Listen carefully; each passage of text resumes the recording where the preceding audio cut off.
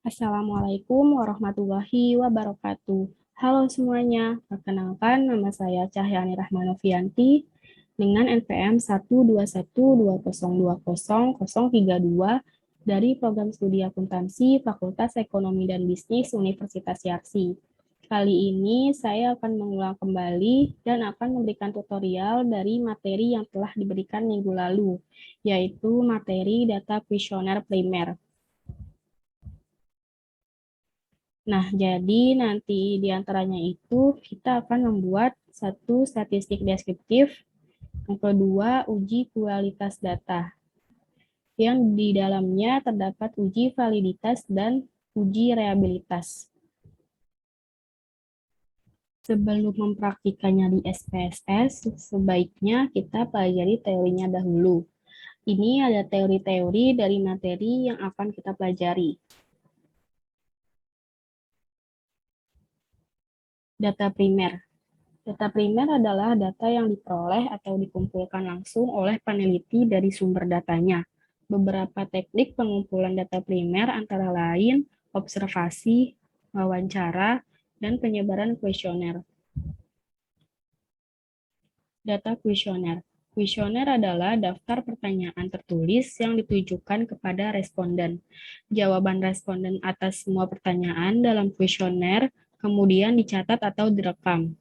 Kuesioner merupakan metode pengumpulan data yang efisien bila peneliti mengetahui secara pasti data atau informasi apa yang dibutuhkan dan bagaimana variabel yang menyatakan informasi yang dibutuhkan tersebut diukur. Nah, ini ada uji-uji SPSS untuk data primer.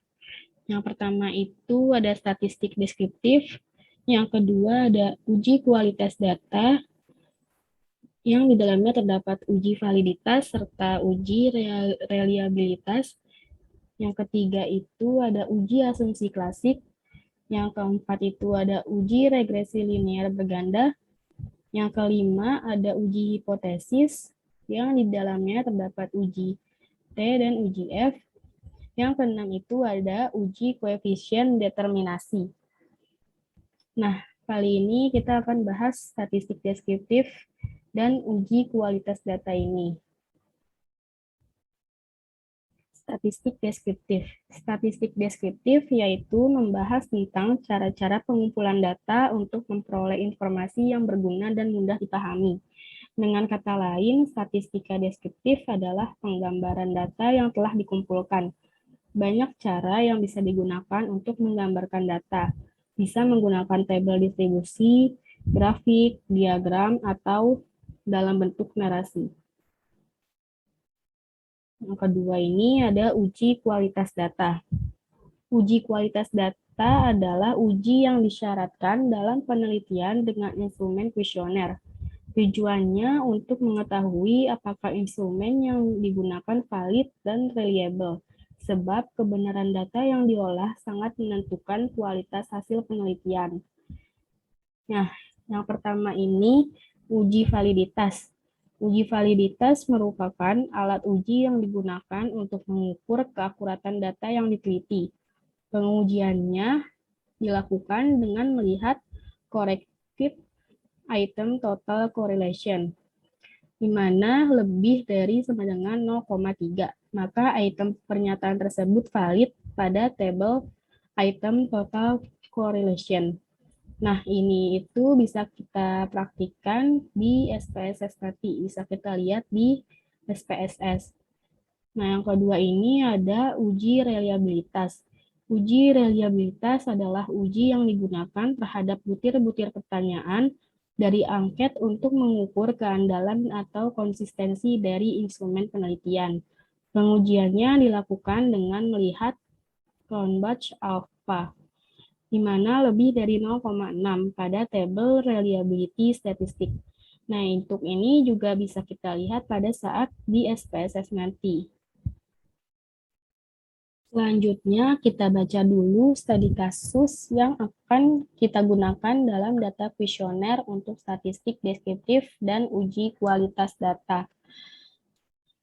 Nah, di sini itu ada studi kasus pada mahasiswa Fakultas Ekonomi dan Bisnis Universitas Yarsi, program studi akuntansi tahun ajaran 2019, yaitu analisis pengaruh kemandirian belajar dan motivasi berprestasi terhadap prestasi praktikum aplikasi software SPSS pada mahasiswa Universitas Yarsi, prodi akuntansi tahun ajaran 2019.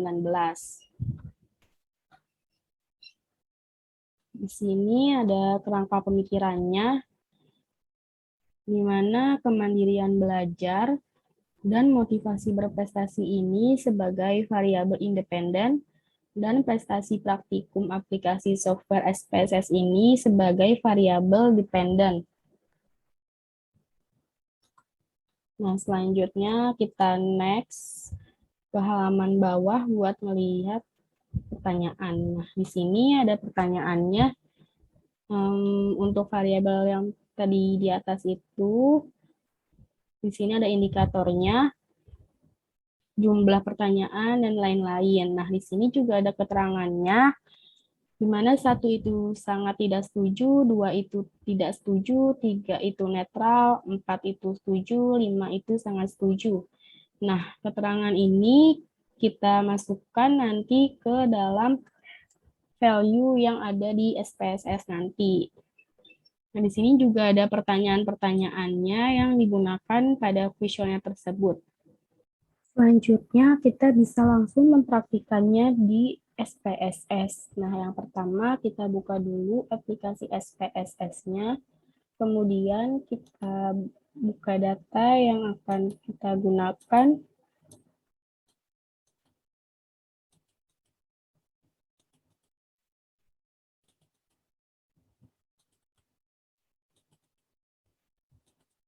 Kita ganti dulu file of type-nya menjadi Excel.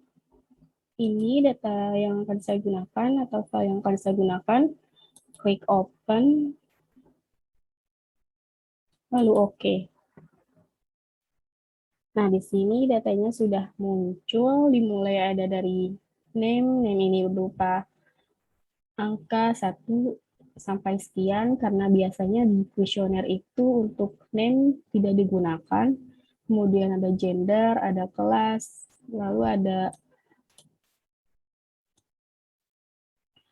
B01 sampai dengan B06, artinya ini yaitu pertanyaan untuk item kemandirian belajar, seperti yang disebutkan di Word studi kasus tadi. Kemudian untuk selanjutnya M01 sampai dengan M05, ini artinya pertanyaan untuk item motivasi prestasi.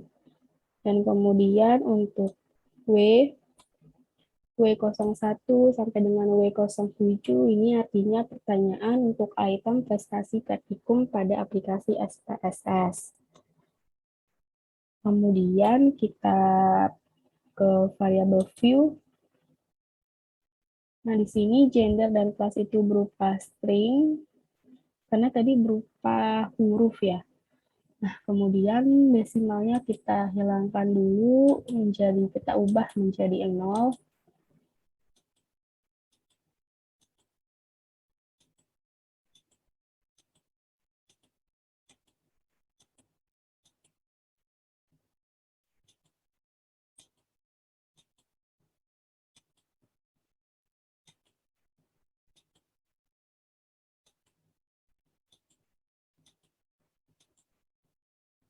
Lalu untuk value, untuk dari B01 sampai dengan W7, kita isi dengan yang ada di Word tadi, yaitu untuk 1 itu sangat tidak setuju,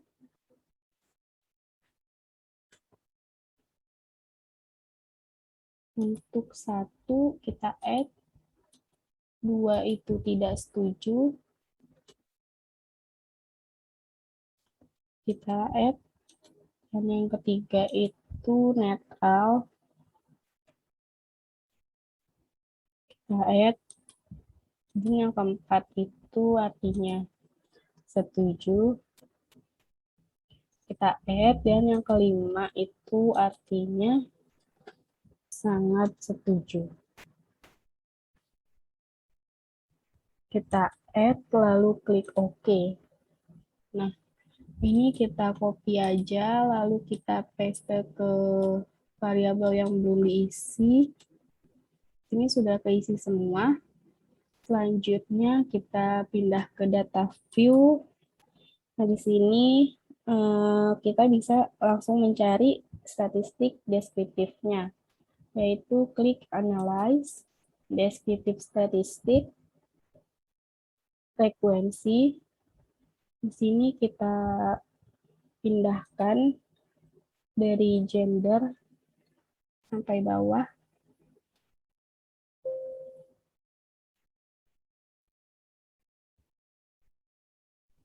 Nah, ini kita transfer ke sebelah, lalu klik statistik.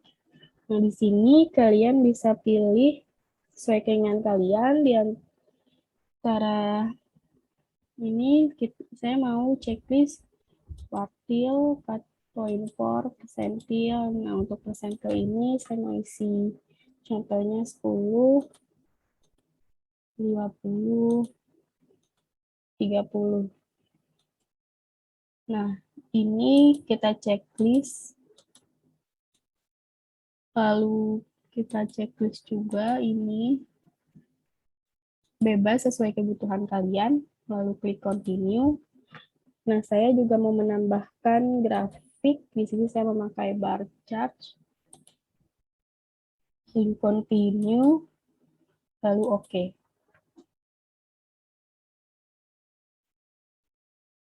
Di sini datanya sudah keluar untuk statistik deskriptif tadi.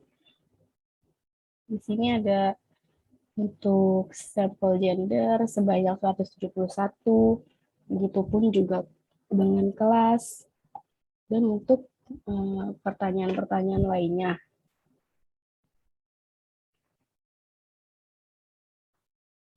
Nah, untuk mean ini bisa dilihat sendiri. Kemudian untuk median, begitupun juga sama. Ada modus, ada standar deviasi, ada minimum, maksimum, sum, dan persentil. Kemudian di sini ada frekuensi masing-masing kolom tadi, yaitu dari gender untuk laki-lakinya itu ada 109, dan perempuannya itu ada 62. Nah, untuk kelas ini akuntansi ada 64, akuntansi B ada 71, akuntansi C ada 36. Begitupun untuk selanjutnya bisa kalian lihat sendiri sampai ke W07. Sampai ke sini bisa kalian lihat sendiri. Nah, kemudian untuk grafiknya ini ada grafik per masing-masing kolom.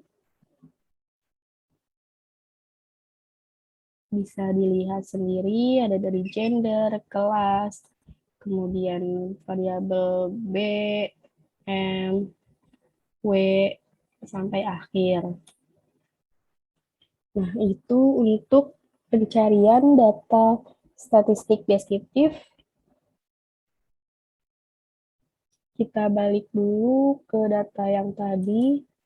Nah, selanjutnya ini kita bisa melakukan uji validitas dan uji reliabilitas. Sebelumnya, karena masing-masingnya ini belum ada total, dari masing-masing item variabel B, M, dan W. Maka dari itu kita tambahkan, kita klik transform, compute variable. Nah, di sini kita ketik total underscore B, lalu kita tambahkan ini B01, tambah B02, tambah B03, tambah B04, ditambah B05, ditambah B06. Lalu kita klik OK. Nah, kita balik dulu ke data sebelumnya. Kemudian begitupun untuk M dan W. Kita lakukan hal yang sama, kita ganti menjadi total M. Kemudian ini kita delete dulu. Nah, kita pindahin dari M01 ditambah M02 ditambah M03 ditambah M04 ditambah M05. Kita oke. Kemudian kita ulangi lagi untuk W, klik transform, input variable, kita ganti menjadi W. Ini kita delete dulu. Lalu kita pindahkan yang W-nya sekarang. W01 ditambah W02 ditambah W03 ditambah W04 ditambah W05 ditambah W06 dan ditambah W07.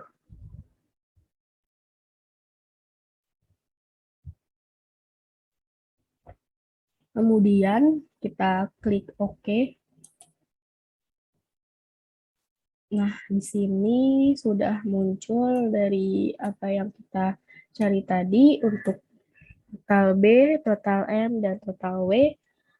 Kita ke variabel view dulu untuk menghilangkan desimalnya.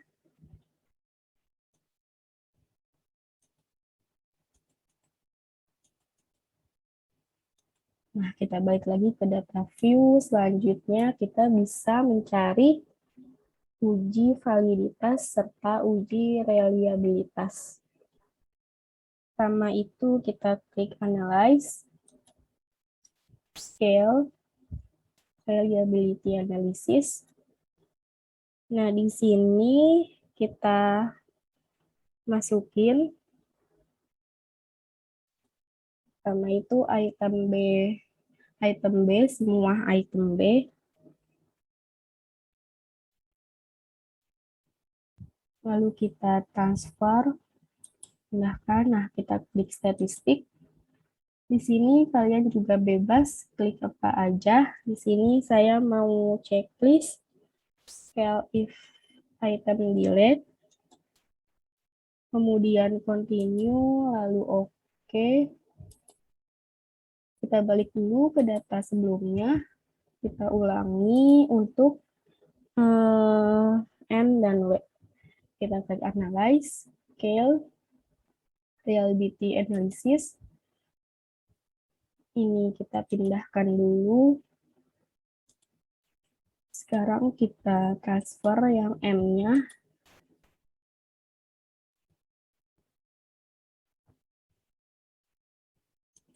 Kita klik statistik. Nah, di sini kita checklist yang ketiga juga sama seperti sebelumnya. Continue, lalu oke. Kita balik lagi dulu ke data sebelumnya, ulangi yang sama. Untuk W, kita klik Analyze, Scale, Reliability Analysis. Ini kita pindahkan dulu. Lalu kita transfer yang W-nya.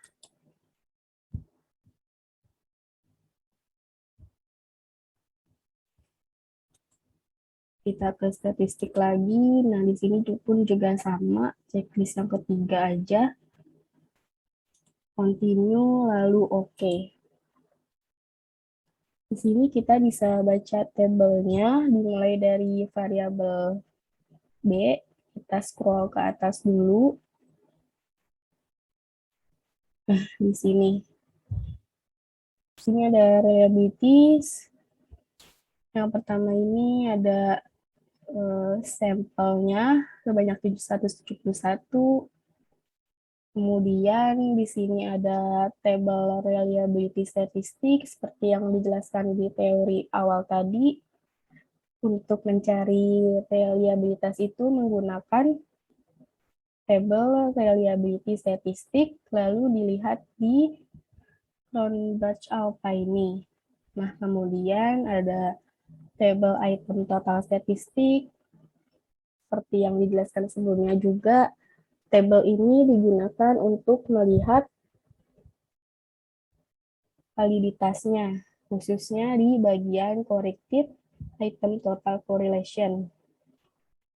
Nah, untuk uji validitas itu pertama kita lihat di tabel item total statistik di kolom corrected item total correlation. Seperti yang dijelaskan sebelumnya, untuk validitas itu dikatakan valid apabila lebih dari 0,3. Nah, bisa kita lihat di sini untuk variabel item B ini semuanya di atas atau lebih dari 0,3. Dan artinya item dari pertanyaan-pertanyaan B ini untuk pertanyaan dari kemandirian belajar itu valid. Dapat dikatakan ini valid. Kemudian selanjutnya untuk uji reliabilitas, kita lihat di tabel reliability statistik, lalu di kolom Cronbach-Alpha. Nah, di teori tadi ini dikatakan reliabilitas apabila Cronbach-Alpha-nya ini di atas 0,6. Nah, bisa kita lihat di sini juga di atas 0,6. Dapat dikatakan untuk pertanyaan-pertanyaan di variabel item B ini itu reliable juga. Nah, jadi kesimpulannya itu untuk pertanyaan di item variabel B ini dapat dikatakan valid dan reliable, dan artinya relevan untuk mencerminkan B itu kemandirian dalam belajar. Kemudian kita next ke M. Begitupun juga sama, untuk sampelnya ini ada 171, dan kita lihat untuk uji validitasnya di item total statistik. Lalu kolom corrected item total correlation. Nah, bisa kita lihat di sini. Semuanya ini di atas 0,3. Artinya untuk item pertanyaan variabel M ini dikatakan valid. Kemudian untuk uji reliabilitasnya ini di tabel reliability statistik, kolom Cronbach-Alpha, di sini Cronbach-Alpha-nya 0,816.